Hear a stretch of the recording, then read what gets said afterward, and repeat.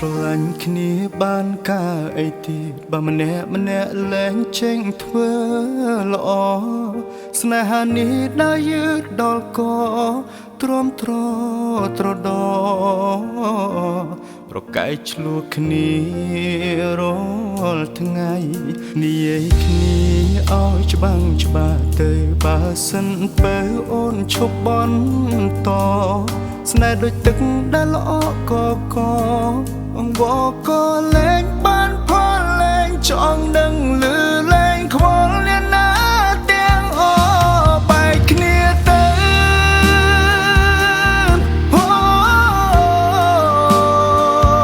ចប់គ្នាទៅ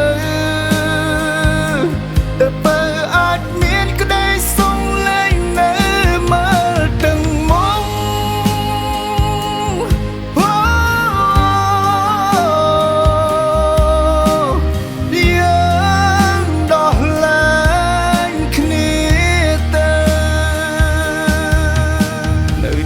នោមតែឈឺចាប់